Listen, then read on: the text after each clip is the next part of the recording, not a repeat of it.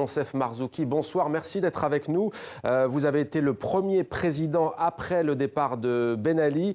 Comment réagissez-vous ce soir à la mort de Béji Caïd Essebsi? Écoutez, je réagis de la façon la plus naturelle, à savoir de la tristesse. C'est un acteur politique important avec lequel j'ai eu affaire à la fois quand j'étais président, après dans l'opposition.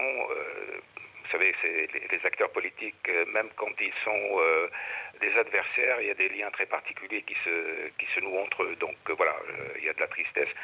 Mais en même temps, il y a, comment dire, une sorte de soulagement.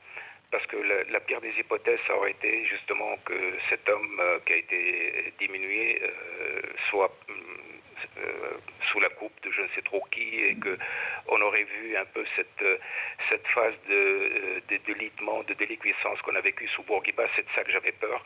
Fort heureusement, ceci n'a pas eu lieu. Je pense que c'est pour le bien de la Tunisie, pour le bien du président Essebsi lui-même, à qui je tiens à rendre hommage. Et d'une certaine façon, ça me rassure parce que voilà, maintenant, la Tunisie, les choses sont extrêmement claires, alors qu'il y a 2-3 semaines, les choses étaient très floues et on avait vraiment peur d'un scénario à la Bourguiba.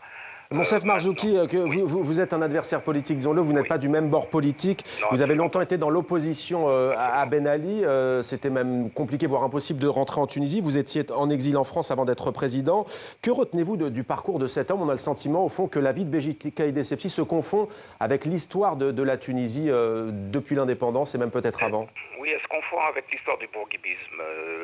Je pense que Béji Caïd Essebsi, c'est l'homme de Bourguiba, du système Bourguiba, de tout ce que représentait Bourguiba. Alors que moi, je viens si vous voulez, de l'autre côté, de l'autre côté d'une Tunisie qui est totalement différente, qui a été pendant très longtemps marginalisée, et à qui la révolution a donné l'occasion justement de reprendre pied dans l'arène du pouvoir.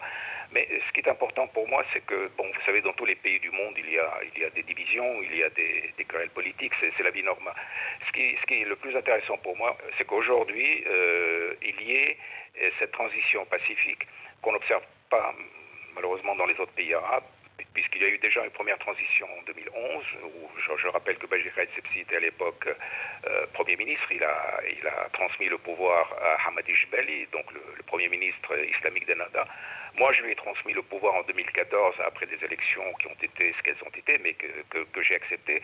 Maintenant, il y a une transmission de pouvoir, puisqu'aujourd'hui même, nous avons de nouveau un président de la République dûment intronisé qui sera là pendant 3 mois, et qui lui-même remettra le pouvoir au prochain président de la République. Je veux dire qu'il y a quelque chose d'assez extraordinaire dans notre pays, cette continuité de l'État